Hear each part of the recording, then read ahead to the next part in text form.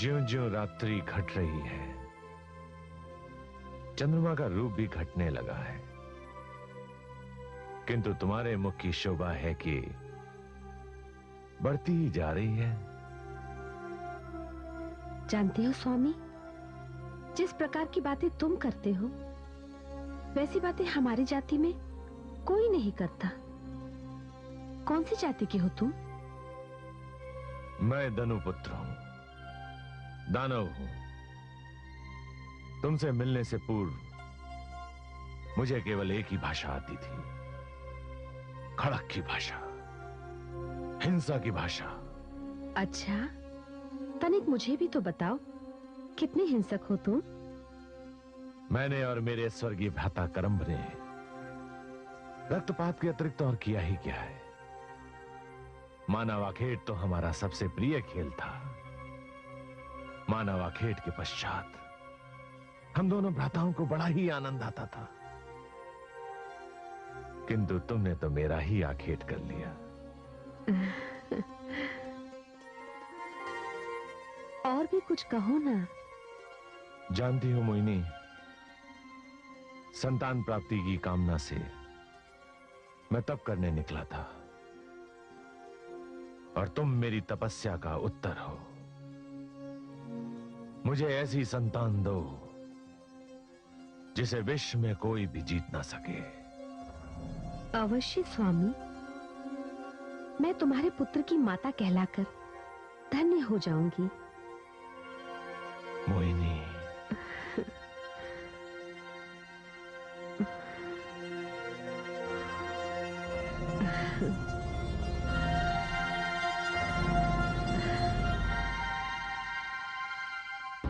ढूंढो उसे, जैसे भी हो ढूंढो। तुम्हारे साथ थी वो, और तुम कह रहे हो तुम्हें पता नहीं। मैं पूछता हूं तुमसे, कहां है वो? जीवा, तुमने ही कल मुझसे मेरी कन्या मोहिनी का हाथ मांगा था। तुम्हें अपनी कन्या का हाथ देकर मैं महेश जाति को कोई ऐसा राजा नहीं देना चाहता जिसे ये भी पता ना हो कि उसकी होने वाली पत्नी कहां है।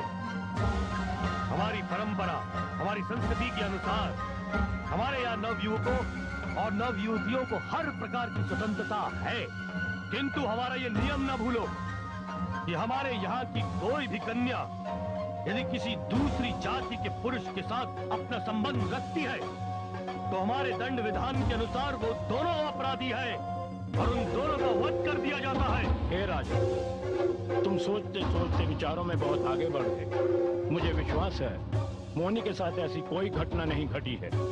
मद में चूर वो कहीं दूर निकल गई है। रक्षक दल उसे ढूंढने गए हैं और अब मैं स्वयं जा रहा हूँ। जीवा, स्मरण रहे कि उसे लिए बिना वापस ना लौटना। नहीं राजा, विश्वास रखो, मेरा नाम जीवा है। महेश राज्य में लोग मुझे काल का दूसरा रूप मानते हैं। हे राजा, क्या हुआ? मोहिनी कहीं नहीं मिली, किंतु क्या? चुप रहोगे तो जीभ काट ली जाएगी। किंतु हे राजा, महेश मंदिर में दोनों हार नहीं है।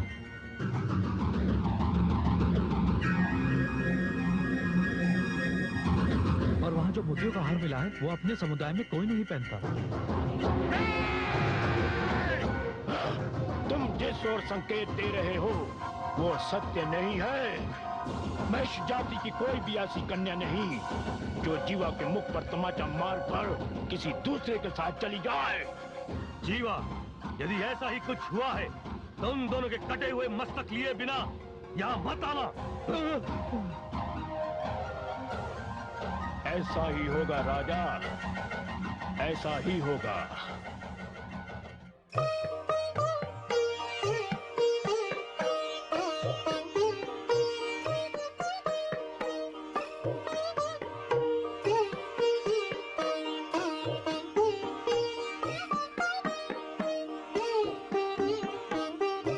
आदिशक्ति परमेश्वरी,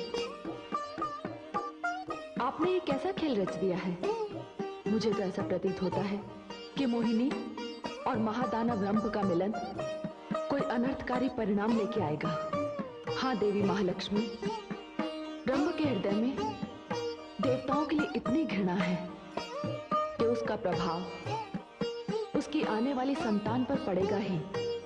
और है आदिशक्ति परमेश्वरी, अग्निदेव तो रंभ को स्वयं से भी अधिक तेजस्वी संतान का वरदान दे चुके हैं। जिस जीव का जन्म ही घृणा से हो वो तो मानवता के लिए विनाशकारी सिद्ध हो सकता है। हाँ देवी महालक्ष्मी, ऐसा होना ही है। आप तैयार हो जाइए। सृष्टि को बहुत शीघ्र आपकी सहायता की आवश्यकता पड़ेगी, क्योंकि अति शीघ्र मोहिनी अपनी संतान को जन्म देने वाली है, जो असुरों के इतिहास में अति भयानक होगी। जैसी देवी परमेश्वरी की इच्छा।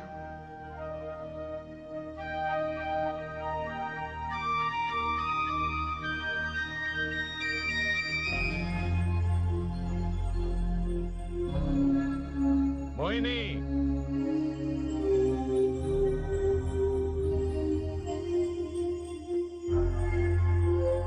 मोहिनी, मैंने निर्णय ले लिया है। कैसा निर्णय स्वामी? मोहिनी, अब हम यहां नहीं रहेंगे। मैं तुम्हें यक्ष लोक ले जाऊंगा। यक्ष मेरे आराध्य हैं। वहीं हमारी ये संतान जन्म लेगी। तुम जानती हो, वहां महिष सभ्यता और असुर सभ्यता का मिला जुला संगम महिषासुर आएगा। हाँ स्वामी, मैं भी अपनी प्रेम बेल पर लगने वाली इस पहली कली के दर्शन करना चाहती हूँ।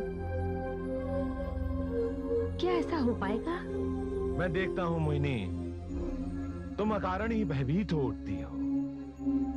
तुम्हारे साथ तुम्हारा पति धनुपुत्र रंभ है, और मेरे रहते हुए तुम्हें किसी से भयभीत होने की आवश्यकता नहीं है।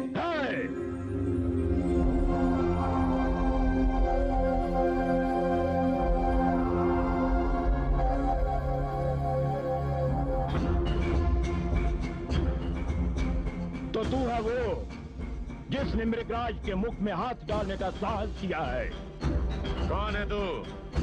मैं वो हूँ जिसके हाथ में मोहिनी अपना हाथ देने वाली थी।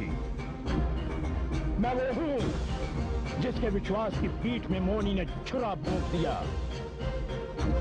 वो भली भांति इस सत्य को जानती है कि ऐसा करना उसके अधिकार में नहीं, फिर भी उसने ऐसा विश्वासघात करके अपने लिए भयानक मृत्यु का वर्ण कर लिया है।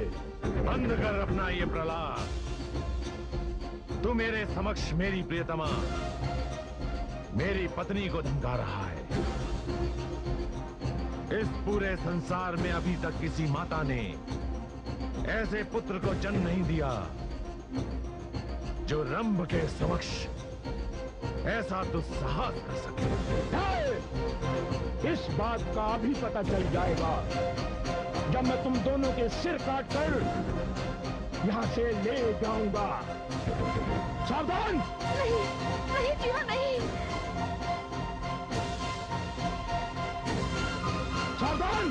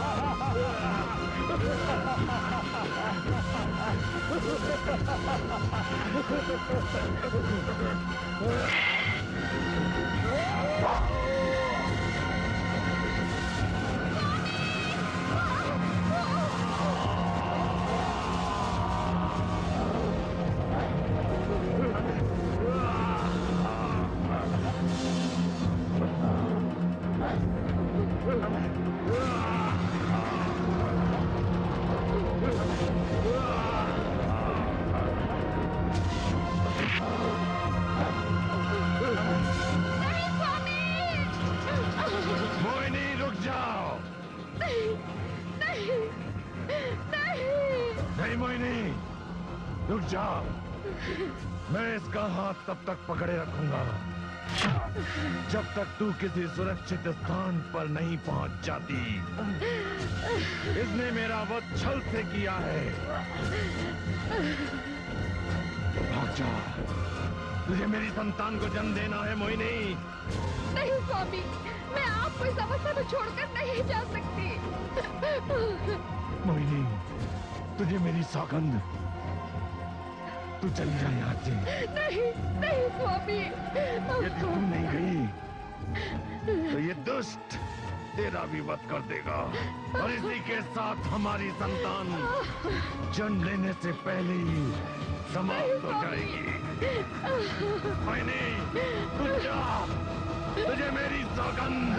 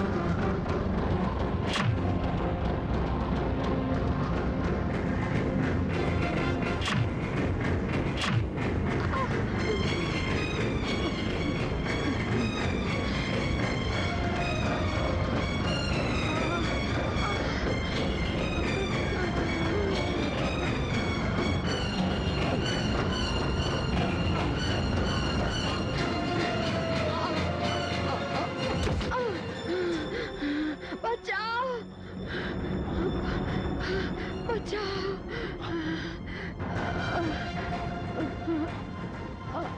देवी, तुम कौन हो?